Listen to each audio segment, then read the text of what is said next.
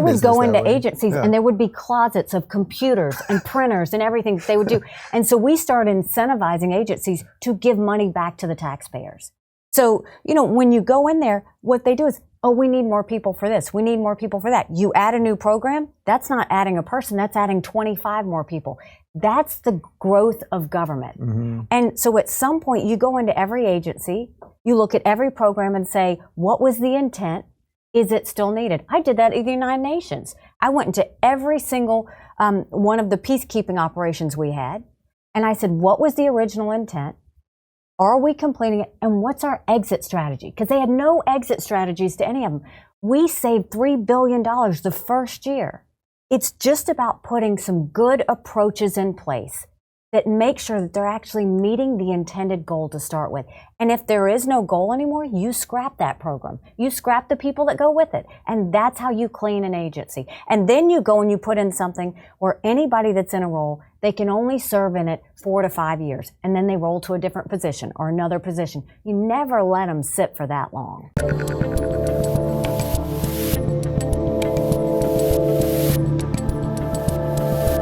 I'm Dave Rubin, and welcome to the first episode of The Path to the Presidency. Over the coming months, I'm going to be interviewing all of the declared Republican presidential candidates, and if some Democrats get in, I guess we could do that too.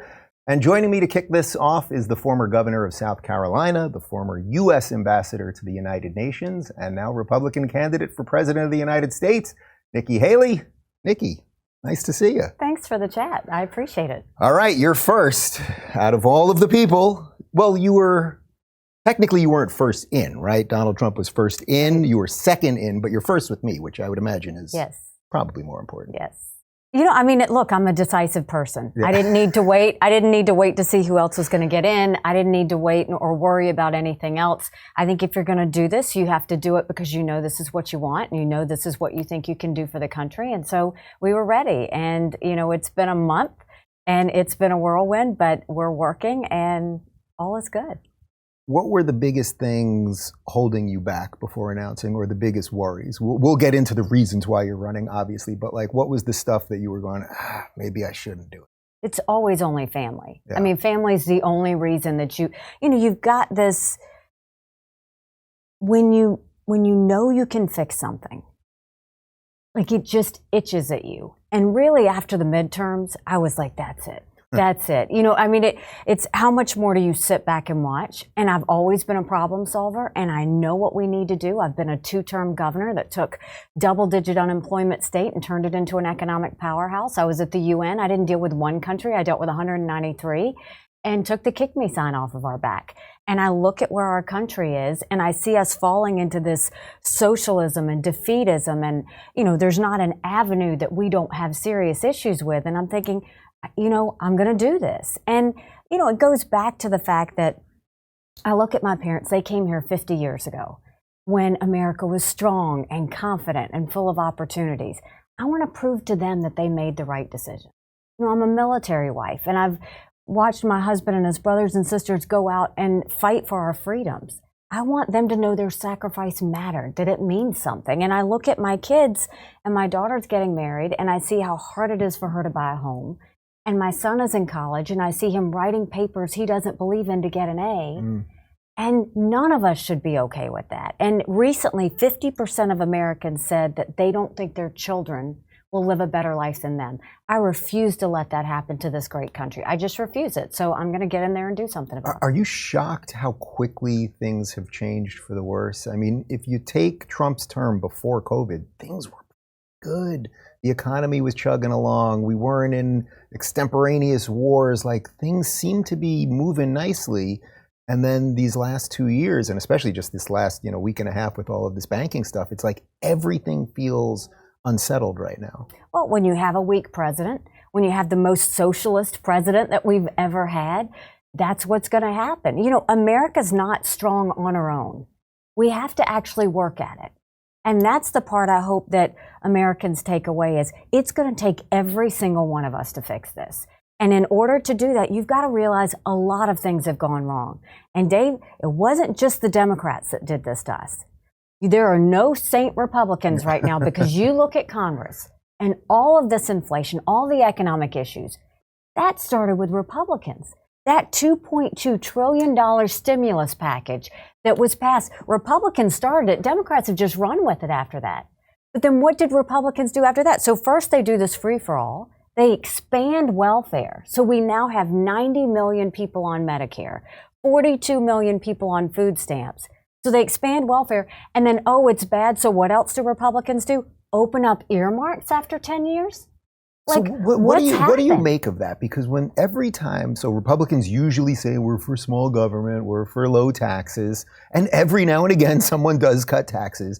But when something like the omnibus comes and they sign on to all of these crazy things and nobody's read the bill and they know what we're all going to say about it, yet they keep doing it. Is that to you just like the definition of what the swamp is? I mean, don't tell me that Republicans and Democrats don't agree on anything, because they love to waste taxpayer money. Right. And they have no value for a dollar. It's why I think we have to have term limits. It's why I think we have to have mandatory mental competency tests over the age of 75. I mean, this is serious. And then you look at the fact that our debt is higher than our economy. We're having to borrow money to make our interest payments. I mean, none of this is okay. And so Republicans love to get on TV and talk about how awful Biden is.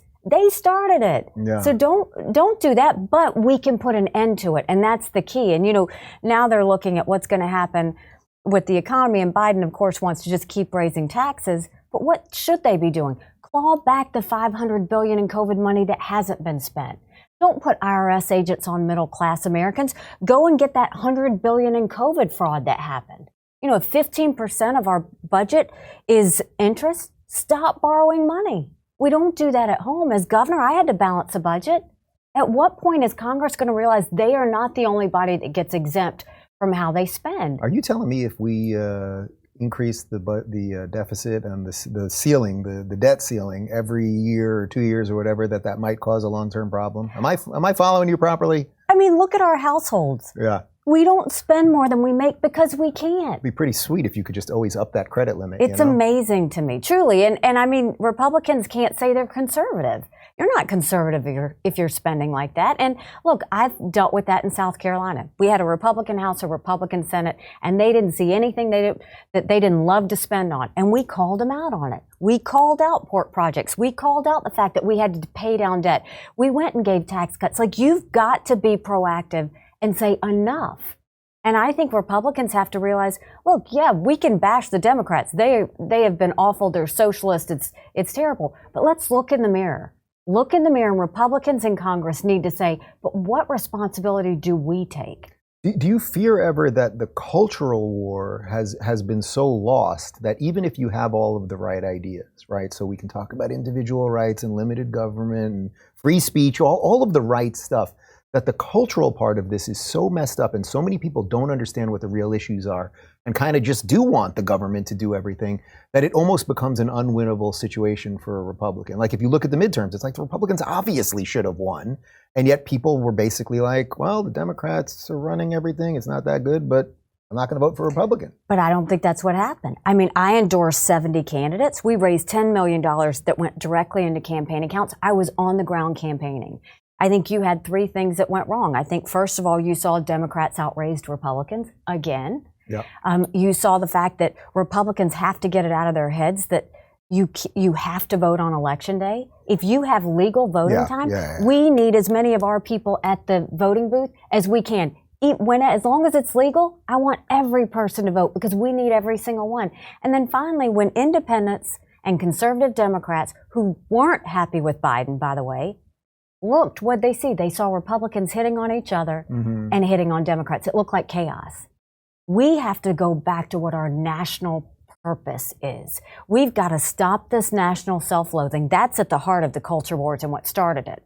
Stop this idea that Kamala and Biden love to say that America's rotten and that we're racist and that we're terrible to the core. We have to go back to loving America again. Because right now we look so distracted. And when America is distracted, the world is less safe. We're seeing that. But the national self-loathing, I want our kids to love America. Yeah. I want our kids to start saying the Pledge of Allegiance in the morning at schools. I want our kids to understand that this is the greatest country in the world. We have to do that. And so I think that's the first thing is let's stop all this craziness and let's go back to showing what loving America means. And that's not with faint hearts or watered down compromises. That's by truly proclaiming what we believe in. And then our opponents will join us. And then the other side is, if Republicans have lost the last 7 out of 8 popular votes for president, shouldn't we say, maybe we're doing something wrong? Mm-hmm. Shouldn't we want to win the majority of America? Because our solutions are the right ones. We focus on lifting up everybody, not a select few, but how we communicate it matters. One of the 3 things that you just mentioned there, let's talk about the second one for a second, the voting situation, because the Democrats obviously do ballot harvesting, all of this stuff. You know, Trump is basically running on that they stole the election from him last time. Are you confident that there would be a situation where states that are still doing this stuff, so I know you don't have to worry about, say, a Florida or or Texas. Or South Carolina. Or South Carolina, for example, right. But I should have said South Carolina, I got it. But how worried are you that California, that Pennsylvania, the states that are doing all of this crazy stuff, no IDs, no signature match, all that, would even allow for an honest and fair election? Well, first of all, I passed voter ID in 2011 and was vilified for it, by the way. I mean, the press said I was disenfranchising voters. They thought it was terrible. And at the time, I put the marker down and I said, if you think anyone can't get to the DMV, we will go pick them up. You put money in. We will take them to the DMV. We will give them a free ID and we'll return them home. 25 people out of 5 million asked for a ride. Yeah. So, one, I think voter ID needs to be the law of the land. That's not a Republican issue.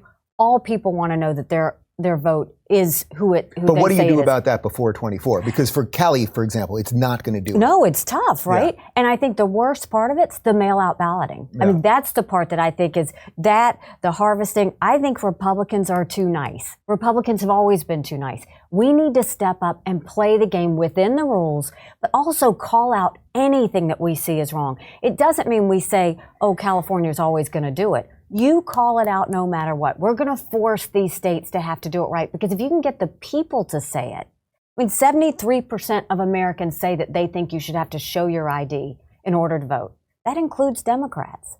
We need to start messaging that better and say, don't let them take your rights away. Don't you want to know that there's integrity to this process? It's not going to be easy. Yeah, it's incredible because most people do agree you have to have an ID to buy Absolutely. A bottle of wine, and for some reason you don't have to vote. You also mentioned the cognitive test, so I have to ask you about the Don Lemon brouhaha. We can do it in 2 seconds, but basically he said you're not in your prime. And I said, hold my beer. Yeah. I am definitely in my prime. Yeah. We made koozies out of it, and it said, not in my prime, hold my beer. We sold $30,000 worth of koozies in 24 hours. So we literally made lemonade out of lemons. I mean, look, God bless him. But I have always made liberals' heads explode. From the very first time I ran for the state house even. They can't stand the fact that a minority female would be a conservative. They can't take it. And, even when I became governor, there was a senior African-American female Democrat. And when I became governor and they were celebrating that I was the first female minority governor in history, she went and she said, she's not a minority. She's just a conservative with a tan. Oh, yeah. Like, this has always been an issue. And so for Don Lemon to sit there and do that, Whoopi Goldberg had done it the day before. I know. The Whoopi one was actually worse even, in a way. I mean, and then the guy on MSNBC, to sit there and say that I was trying to show white supremacy or whatever. They'll say whatever, but none of that phases me because I know they're worried. They know that I pull from their base. They know that I pull in women. They know I pull in minorities, and they have always been scared by that. And so I know that means I'm a threat, and I'll take it. Do you feel that that's the key part of your campaign, that you'll be able to get some of the crossover people? Because I was talking about on my show, there's not that many people willing to move, right? We sort of know how many people are going to vote for each side, and it's always about getting that fringe. I always say to me, it's the disaffected liberals. It's the me of 5 years ago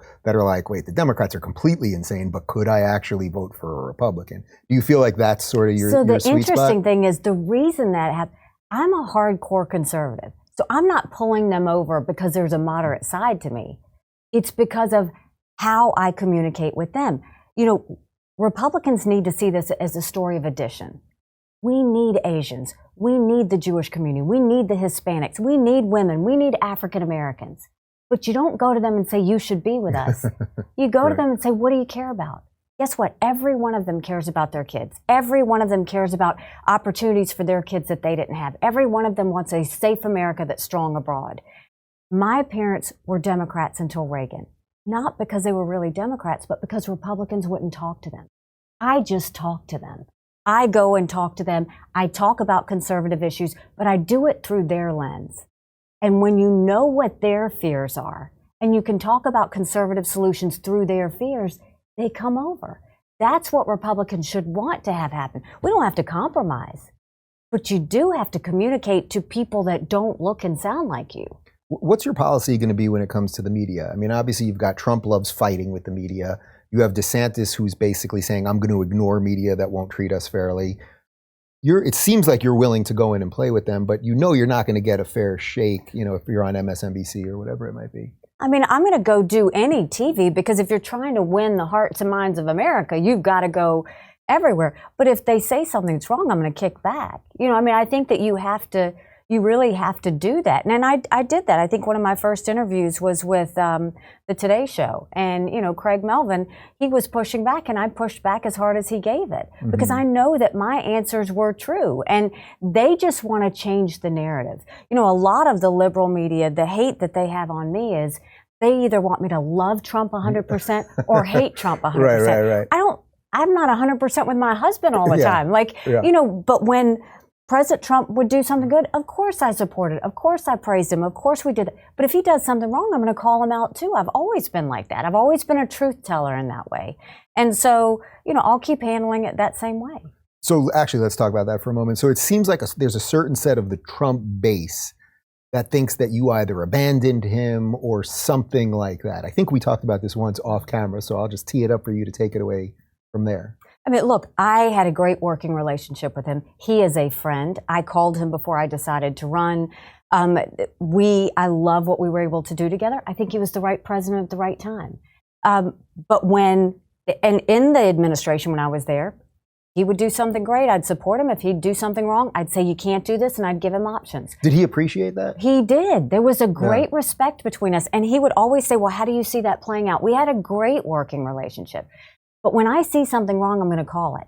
I didn't think he handled January 6th well. I called it out. I stand by that.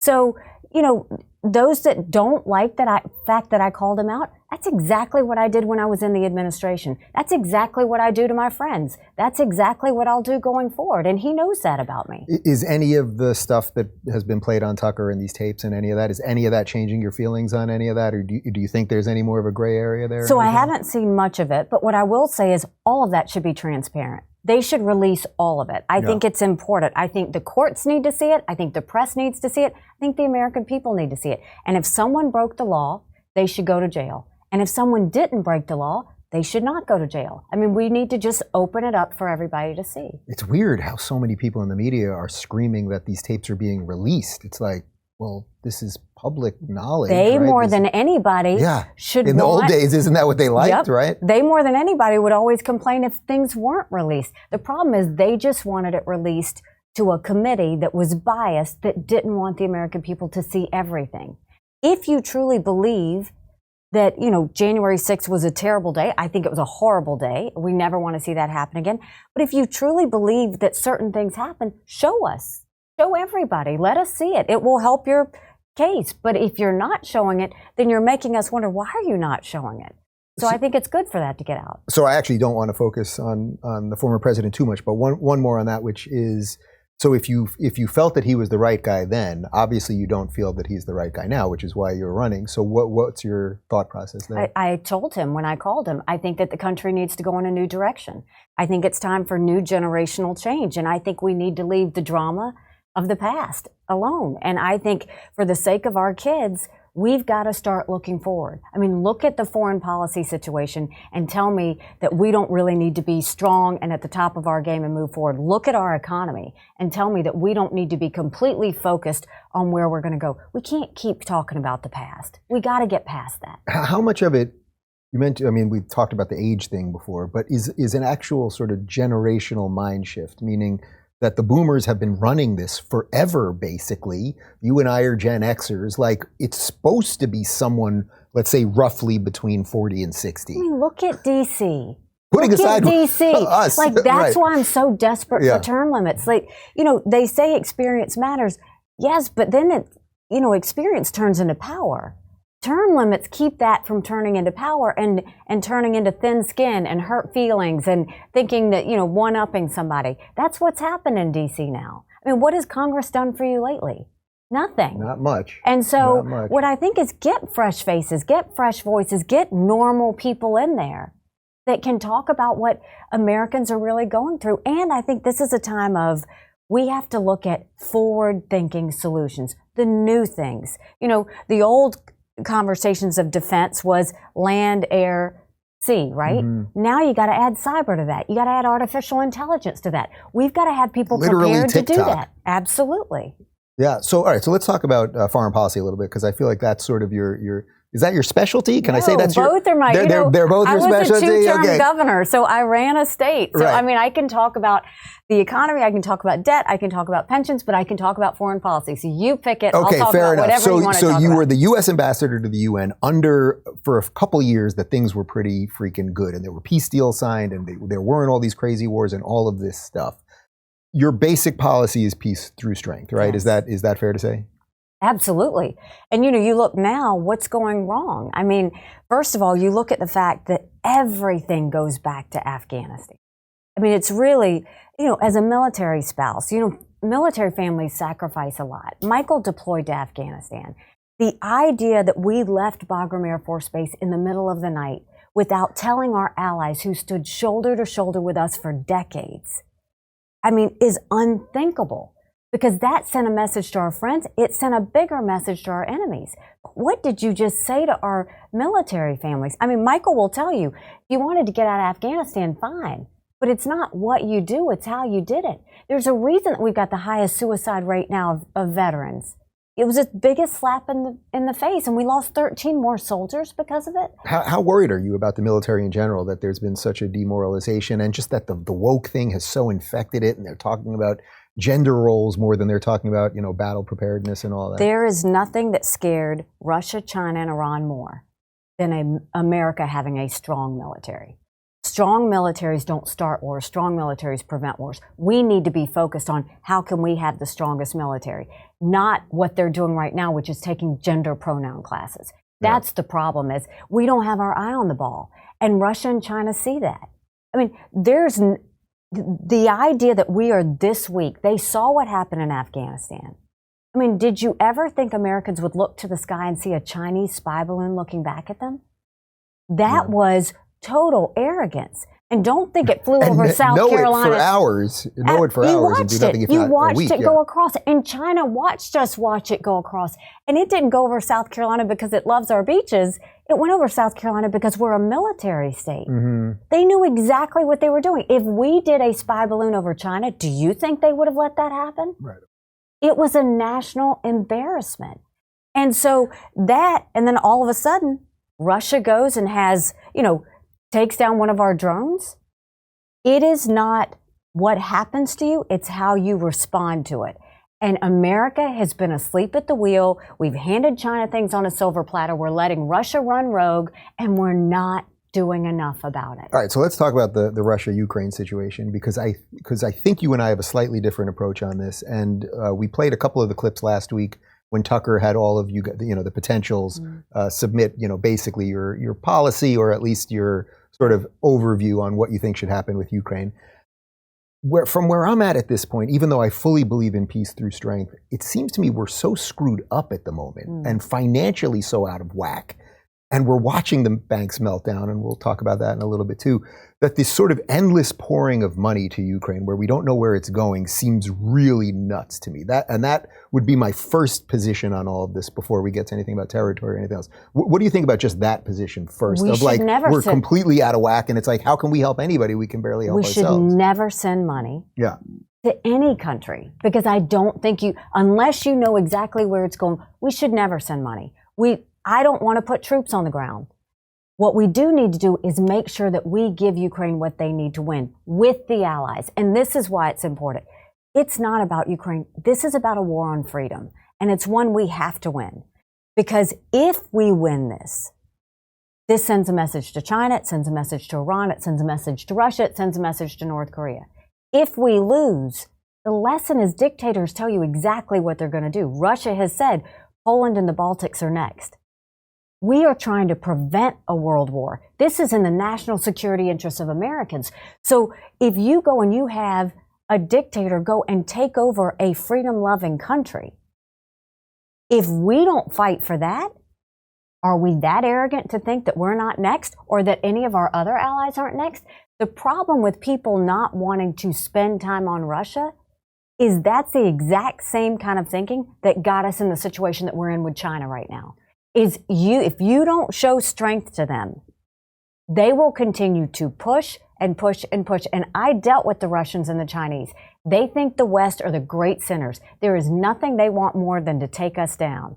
And you can't give Russia an inch, because if you give them an inch, which is exactly what they've seen happen, they're going to go and take down our drones just like they did and violate international law. So what does a win actually look like? Because it seems to me that Putin knows if he loses, like, he's done. He's going to end up like Gaddafi. So he does have nukes. I mean, what does a win actually look like at the end of this thing? So speaking of losing, let's look at where he is right now. How low has he gotten that he's getting drones from Iran and missiles from North Korea? That's as bad as it gets. He knows that they've raised the draft age to 65. The idea that last week they didn't have enough ammunition, that they pulled people off the streets, put them on the front line with shovels. That's where Russia has gotten to. He knows that he's in a bad spot. But the one thing he's hoping is that China will help him. There's a reason he did China's dirty work by taking down that drone. He's trying to help China, and China and Russia have said we are unlimited partners. And they have said Iran is their junior partner. That is your axis of evil.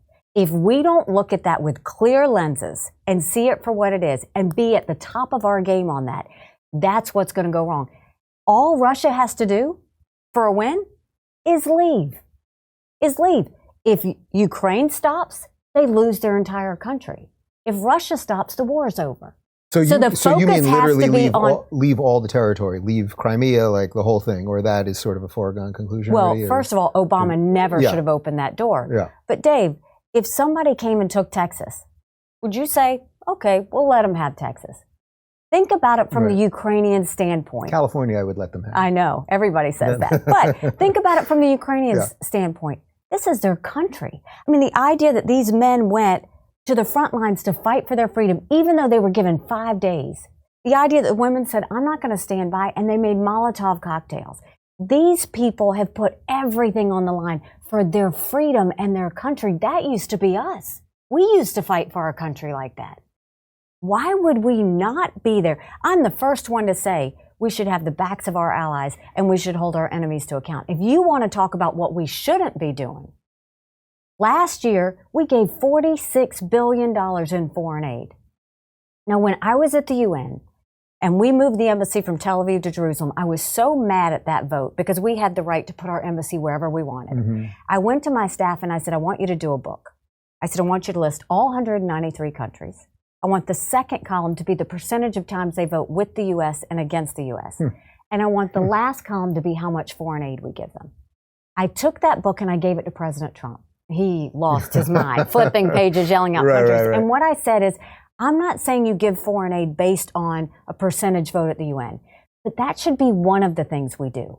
Of that $46 billion that Congress approved that was signed last year, we're giving money to Pakistan that was harboring terrorists trying to kill our soldiers, that's now an ally of China. We're giving money to Iraq that's right there with Iran terrorists that are saying death to America. We're giving money to Belarus that's holding Russia's hand that's never been friendly to America. You're giving money to Zimbabwe. It's the most anti-American African country out there.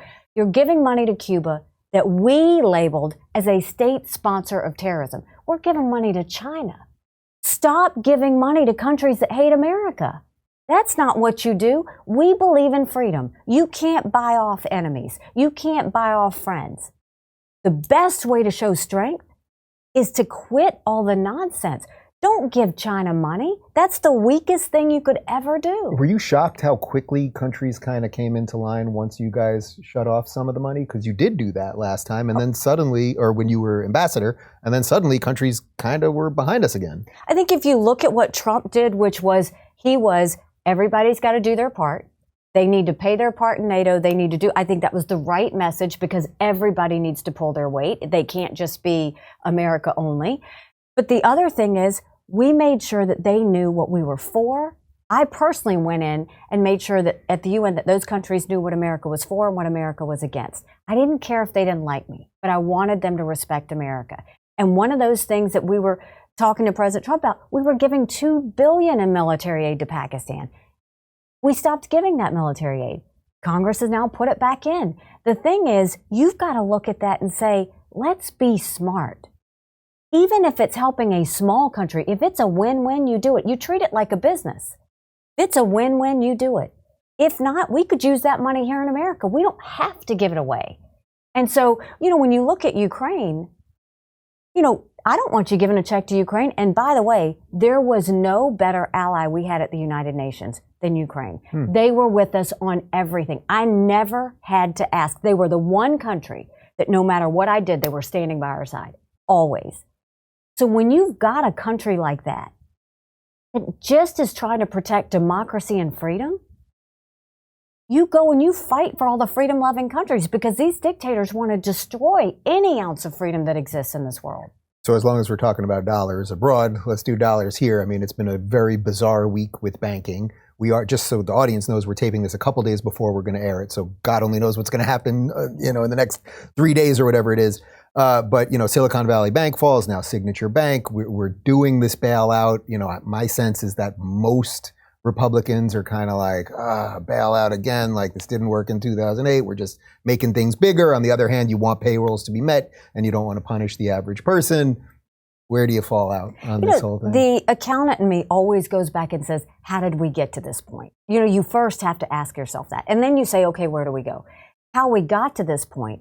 If you flush that much money into the economy, inflation is going to happen. There was free money. This was a bubble waiting to happen. Talk to any of the Wall Street elite. They will tell you this was the easiest money they ever made. Mm-hmm. So then you go and you have all of these people with free money doing all of these loans that they did.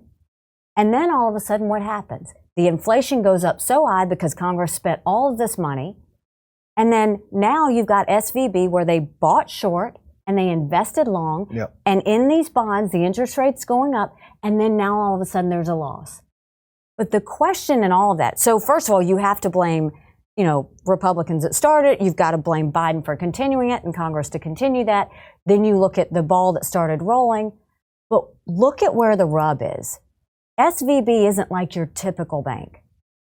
94% of the money that was in that bank was not insured. Mm-hmm. Where was the San Francisco Fed? Like all of this was transparent. They could see it. Mm-hmm. So when you see a bank is starting to buy short but invest long and interest rates are going up, where were they? Where were the regulators? So now you're going to see members of Congress come and say, oh, we have to put regulations on, or we have to do this. No, where was the oversight? And does anybody find it wrong that the CEO of SVB sat on the San Francisco Fed board? Or that Gavin Newsom, it's now coming out that his wineries, and it sounds like his personal accounts too were there, and he was lobbying Joe Biden for the bailout. I mean, well, nothing with Cali surprises me, I suppose. But if you want to talk about blame, yeah. I would say go there. So now where do we go from here? Yeah. This is the socialism creep that I am saying is happening in our country. The idea you're going to take from this group of people to pay off this group of people is wrong. And I know that they're saying, oh, but we fired management and that, the bondholders lost everything and these are the depositors. You know what? We don't reward bad management. We don't reward when things go wrong. If a small business went out, who's going to save them? Who's going to bail them out? I was opposed to the bank bailouts in 2008. I have always been opposed to bailouts. It is a socialist creep that's dangerous. And all of these Wall Street elites that say, oh, but, all the other banks were going to fall. Yeah. They've always said the sky's going to fall. No, it's not. You know what? All the other banks will take notice and realize what you can't do. And so and instead, no one's talking about the Chinese money that was in that bank. So do you mean to tell me that our consumers who are now having to pay higher bank fees and get less services because of it are going to bail out the Chinese companies? Right. So to be clear, you would have just said, let them fail. Absolutely. I mean, this is not one, everybody will say the sky is falling. They said it in 2008.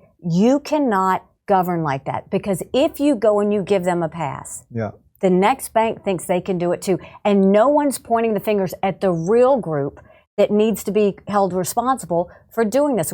Yes, it was management, but where was the oversight? Where was the Fed in all this? What was their role in all of this? In a way, is that like the biggest reason to drain the swamp? That people think, oh, we can just put enough regulators in these things and then everyone will behave properly and blah, blah, blah. But it's like no one's arguing we don't, well, I guess somebody is, but like no one, I think, sort of roughly centrist would say there aren't enough regulators and that's what caused the problem. So that's why you have to drain the swamp. No, and the amazing thing is they're going to say, oh, but we need more regulation or this wouldn't have happened. No, you don't need more regulation. You actually need to just go say who was in charge of it and why didn't they do their job? And where was the outrage before this happened, because they all could see it. So I happen to be more on this side of the argument too, because otherwise I just see this as endless creep. We'll just bail out everybody. No one will ever be responsible. And then we'll end up with one bank, which will be the United States, that will insure everybody endlessly. But if you were a president right now and that bank failed and you found out that, I don't know how many companies, but let's say 100 companies that were doing their banking there. Now you have all of these people who were just the employees at the companies who are now all out of work because their checks are going to bounce. Does the government have any responsibility to those people anywhere? This is where it always pushes, that's that push and pull of small government. Don't fall for it. Government was intended to secure the rights and freedoms of the people. It was never meant to be all things to all people. That's it. So when you go and you decide to work for someone, you never know if they're going to go bankrupt. If you go and you decide to put your money somewhere, all of these clients at SVB, these were not your normal loans. Right. They had really stretched it in a big way. They knew what they were doing. These were, risky tech companies that knew exactly what they were getting loans they couldn't get from any other bank. Mm-hmm. And they knew exactly what they were getting into. No, you don't change the rules. You change the accountability that should have been there, and you hold people accountable. That's how you fix things. Is the problem more of an optics thing? So it's like then Biden comes in and he says, okay, everyone's going to have their money. And it's like the average person is like, oh, Joe Biden saved the day. Everyone will have their money. But in reality, that's not really the way it is. A real leader communicates the facts on the ground. Yeah. A real leader tells you the truth. That's the problem we're not seeing. We're not getting the truth. We're not getting the truth on spending. We're not getting the truth on the bailout. We're not getting the truth with this foreign policy. No one's telling the truth. And sometimes the truth hurts. But guess what? If you tell the truth, you're quicker to get to a solution. You want to know why this country is so divided? Nobody's telling the truth. Yeah. I always quote, Americans want the truth. That's all they want. Life is hard enough. Just tell them the truth, and they'll know how to make decisions from there. I use the Solzhenitsyn quote on the show every day. All we have to do is stop participating in the lie. That's it. But it seems like everyone is lying that's basically all I do every morning. I'm like, all right, who lied today? Let's go through 20 people that just can't tell the truth. Will that, in a way, be the hardest part of running for president? That no matter what you say, and any of you guys on this side of the aisle, they're basically going to make it up, and you got to just keep slogging through that. No, that's part of it. Politics is a blood sport. You don't get in if you can't, take the heat. Yes, they're going to cut things up. Yes, they're going to tell lies. Yes, they're going to say things. That's already happened. That's happened, throughout my political life. But my job is to just keep communicating what I believe, what my truth is. There's rumors out there about all kinds of things, like what I believe on this issue or that issue. I'll just, I'll clearly tell you what it is. And then people realize. Is there something that you think is like the biggest miscommunication about you, or something that you think? No, I think most recently the funny thing is that that CNN did this article and said, oh, she wants to cut off, Social Security and Medicare. And the truth is, yes, we do have to do and that's what I said. I said, if you're going to be honest, yes, we claw back the 500. Yes, we go after the 100 fraud. Yes, we stop borrowing. Yes, we cut the spending. Yes, we cut the earmarks. but you have to talk about entitlement reform. Mm-hmm. And the way you talk about it is, we don't take from anybody that was promised. Don't touch seniors. Don't touch anyone that has put money in that has been promised. My parents are in their 80s. I don't want anybody taking from them, but my kids are in their 20s. Mm-hmm. And you go to them and you say, the game has changed for you, because they know they're not going to get it anyway. Let's start there. Start with everyone in their 20s coming into the system, and let's do a few things. One, let's raise their retirement age so that we actually are looking more at life expectancy. Let's go and change cost of living to relate more to inflation instead of just a cost of living. Let's go and let's make sure we expand Medicare Advantage plans so you have more competition and you run down costs. Those are the things that we could do that would really make a difference if we did that. Let's go and limit the benefits that go to the wealthy, because you can talk to people like Bernie Marcus, they'll tell you, I don't want it. But let's go ahead and limit that. So, these are truths that we have to acknowledge. Don't run from it because of what CNN says. Just go out there and educate on why you think what you think. So I want to get into some of the people you'll be running against on the Republican side, but to quickly kind of do the Democrat thing. I mean, is it a bit of an odd thing that you kind of don't know who you're running against? Because to your point, it's like, Biden, is this real even? Like, what is going on there? I mean, what do you really make of what's happening with him and who's in charge and all that? I mean, look, I think that, it's easy to know that Susan Rice is still in that White House and that the old Obama crew is still there. But Biden has done an amazing job at becoming much more progressive, than anybody ever thought he would be. I think you're looking at Biden and Kamala. That's who we're looking at. That's what you have to assume. If Biden isn't still there, Kamala's going to be the one in there. And I'm not okay with any of that. Yeah. It'd be kind of fun to run against her. I feel like that would be at least a little more fun for you. Like the Biden thing, it's like, how do you make sense of what? That's fun too, because you look at, when you've got such a low bar, that's not a bad thing. So, all right, so let's talk about some of the people that you'll be running against on the Republican side, because everyone, I think, is trying to jockey for, what separates us all on these things. So first off, you could be on a debate stage with your former boss. Mm-hmm. Do you relish in that? Do you, that seems to be where he shines. Like, what do you make of having to do that? I shine on a debate stage too. It's just a fact. Yeah. We're both running. We're both going to be on a debate stage. He's my friend. But, at the end of the day, do we have different styles in different ways? Yeah, I think that's going to show. What about the guy here in Florida? I live in Florida now. My life is immeasurably better, as you know, because of that. Like, to me, he's done basically everything right. We don't know if he's running. It sounds like there'll be a little bit of a foreign policy difference with you guys, according to the Tucker thing, for sure. But a lot of the other stuff kind of seems similar. What do you make of that? I saw your statement, actually. You just put out a statement that basically he's copying Trump on a lot of this stuff. He's been a good governor. And I think that, I'm a fan of governors. I think governors know what it means to run something. They understand how to deal with a crisis. They understand how to deal with a budget. There's a lot to be said about a governor. The only thing I'll say is that, watching him, like, he did a total 180 and switched on where he was on entitlements and is now where Trump is. He did a total 180 on where he is with Ukraine and is now where Trump is. So it just comes across like a Trump echo. Well, then there's no difference between the two of them. Could some of that just be being in office and how things change? I'm not going to assume to know what he's thinking, why he's thinking it. I just think that it's odd that he is literally saying the exact same things as Trump. You see, like, the same things are coming out.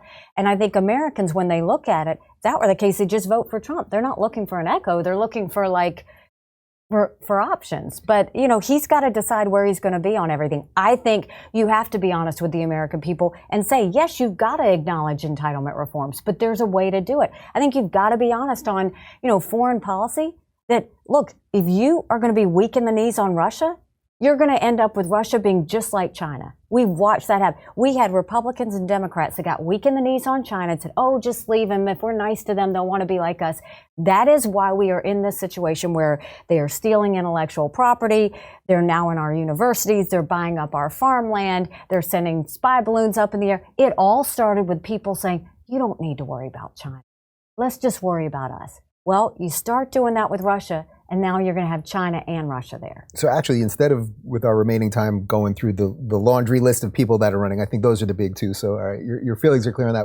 I would just want to ask you sort of philosophically, I think one of the things that I'm seeing bubble up now constantly is that the people feel that the machine itself, that the way the United States was constructed cannot work at a federal level, that the states are so out of whack with each other, and that I fled California that I truly see no hope for. After the last time I was in San Francisco, I mean, it barely looks like an American city. It looks like a third world country, sad. basically. Very sad. And then I see how things are flourishing here, that there really is a feeling amongst a certain set of people on the right, like, actually, the united part of this thing is not going to work anymore, and that we should only focus on the states. What do you think about that? I'm a states' rights girl. I mean, I think that, as a governor, I think that the majority of control should always be in the states. I mean, look, the federal government, it breaks more than it fixes. We see that every day. So, as president, my goal is going to be to empower the states as much as possible, whether it's healthcare, whether it's education, whether it's military, whether it's all of those things. It's best when it's closest to the people.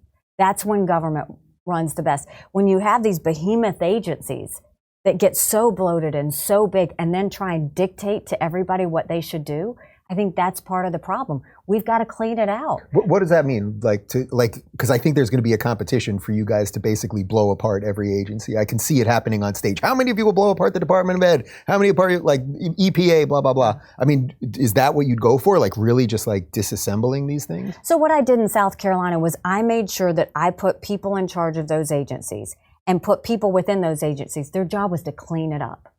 Get rid of the red tape, get rid of the bureaucracy, get rid of the people who had been there too long that had created these power fiefdoms. And some agencies, it required really cleaning house. And some, it required tweaks.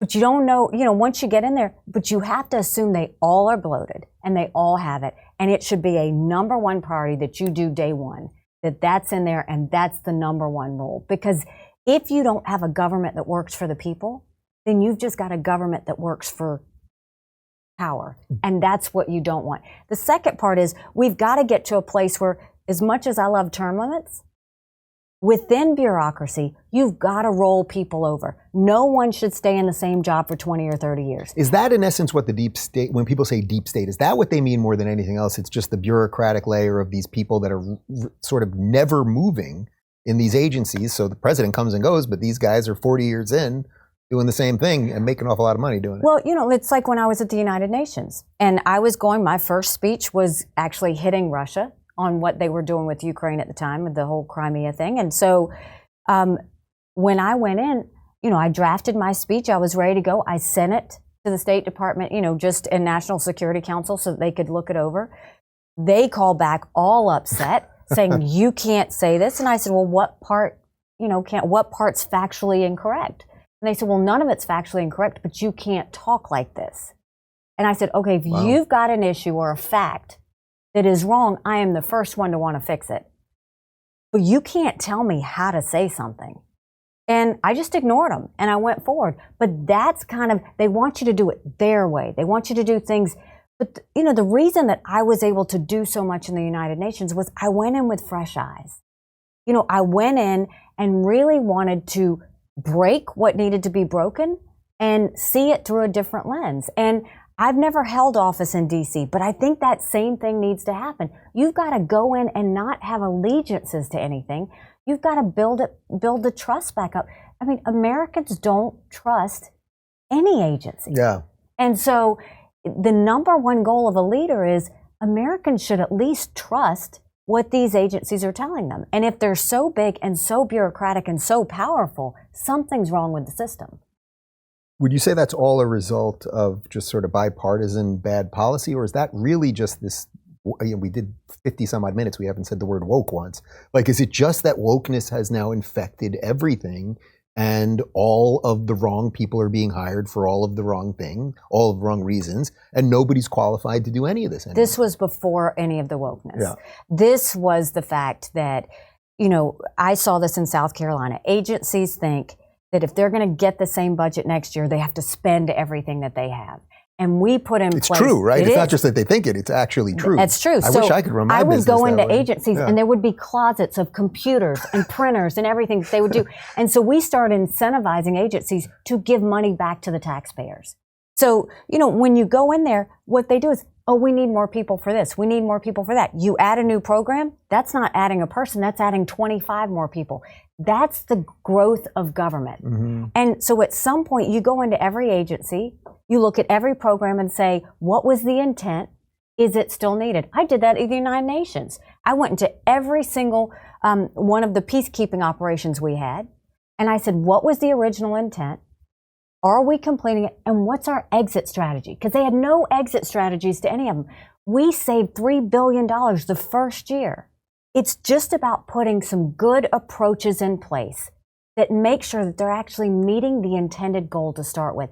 And if there is no goal anymore, you scrap that program. You scrap the people that go with it. And that's how you clean an agency. And then you go and you put in something where anybody that's in a role, they can only serve in it 4 to 5 years. And then they roll to a different position or another position. You never let them sit for that long. So speaking of the UN, quickly, is it weird to you how irrelevant the UN is now? I mean, it almost is like in complete conjunction with you leaving. Like the UN is, no one talks about the UN. They don't, it doesn't seem like they meet anymore. Does the Security Council do anything? Do they even know what's happening in Russia? Like, what is the UN at this point, except that they rack up a lot of parking tickets? I mean, the UN is a farce. I've said that for a long time. But what's interesting you say that is I was meeting with Prime Minister Modi in India back when I was at the UN, and we were talking about, at the time, their alliances, you know, their military cooperation with Russia at the time.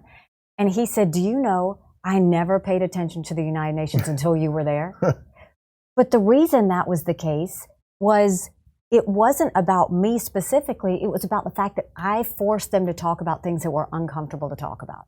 I forced them to deal with issues of the day and not old archaic things. And I called them out when they were doing something wrong.